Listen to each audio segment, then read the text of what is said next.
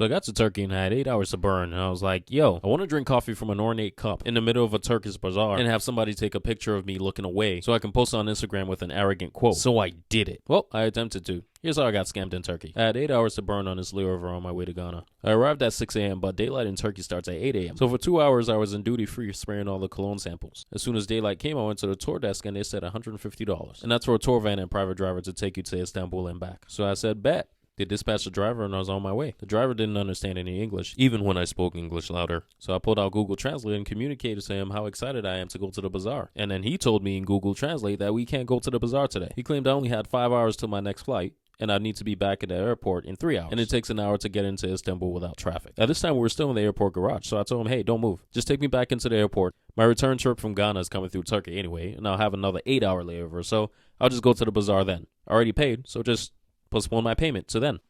He made a call to whoever dispatched him, and they kept talking in Turkish. And then all of a sudden, I found myself being mobilized outside of the airport. So I Google translated him again. I was like, yo, take me back. What are you doing? And then he Google translated me that he's already out of the airport, so the trip has started. So that's when he told me he's taking me sightseeing, but he's showing me the really authentic parts of Turkey, the parts that other tourists don't get to see. And I thought, you know what? This was the Ottoman Empire. Let me see what Xerxes was bunching panties over. So the three of us, me, the driver, and Google Translate, drove into Istanbul, and I was like, yo, I'm hungry. Where we going to eat at?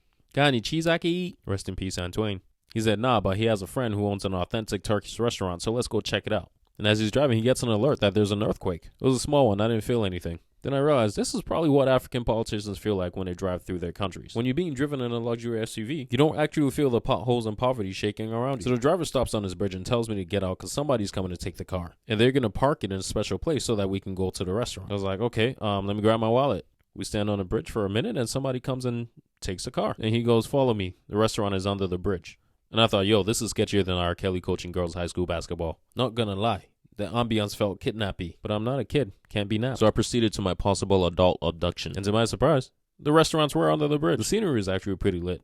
Ocean lit. They brought me a small wine tasting bottle, then gave me a shot of Turkish tequila. I don't remember the name, let's call it tequila. And then they brought a whole tray of appetizers, and I picked out this yogurt thing and some mackerel dipped in olive oil. And I'll be honest, my taste buds were all set on the bank who I was going to eat as soon as I land in Ghana. So all this food over here was not hitting for me. Then they brought me prawns. Well, it was one prawn cut into a bunch of pieces by this guy doing the Salt Bay thing. Then I looked at the clock. I'm like, yo, we gotta go.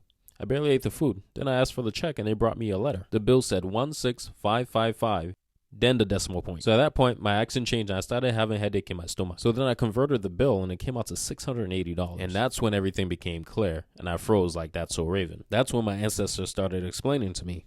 You see, the tour van drivers have businesses they take tourists to. And then they take a commission of everything the tourist spends at that business. So this whole thing is orchestrated. They bring you to a restaurant where there's no menu. You can't see the prices. They bring you wine to taste and then they bring out their food. And before you know it, you're already eating. At the end, they bring you a very large bill. And if you can't pay, well, what car are you leaving with?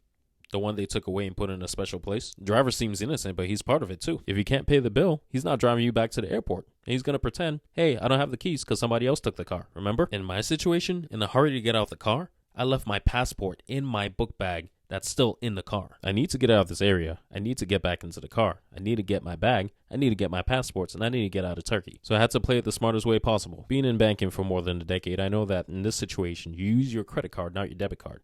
Debit card, they're going to take the money directly out of your account, and you're never going to see that money. Credit card, it's not your money. It's the bank's money. So they're going to do everything to investigate what happened with this situation.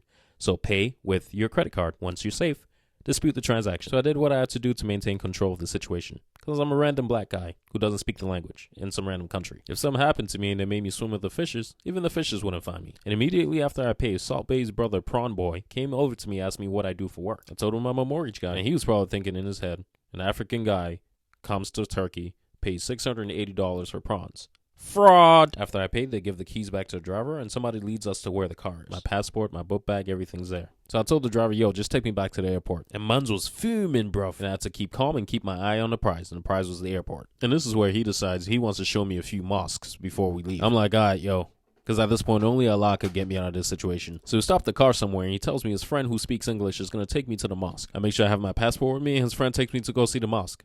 I was not excited. I was not in the mosquing mood. I didn't even look into the camera when he was trying to take pictures with me. So he takes me back to the car. And as soon as I thought we were leaving, I'm being whisked into a shop to try some baklava. I'll be honest, there were some interesting things in the shop. But for the price, I paid $120 for a small thing of honey and then this raw peppermint thing. And the driver also gets a commission of that. And then entering the car, that's when the guy who took me to the mosque wants a tip. And I gave him a $5 bill, and he looked at me with disdain. And I had it at that point. But I had to keep my cool. Got in the car, started driving to the airport, and asked the driver, yo, do you take everybody to that restaurant that you took me to? And he tells me, no, he only took me there because I said I was hungry. So then he starts deviating the conversation. The second earthquake, and an hour later, I was back at the airport ready to board my flight to Ghana. So in the end, I didn't get to take my Instagram picture with my arrogant quote. But I guess it gave me a story to tell.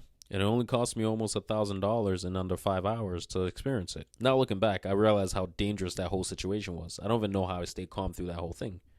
But the one thing I know is my village people are stronger than theirs. So yeah, this story gave me the push I need to get on YouTube. I'm going to be telling a lot more of my stories here. Subscribe.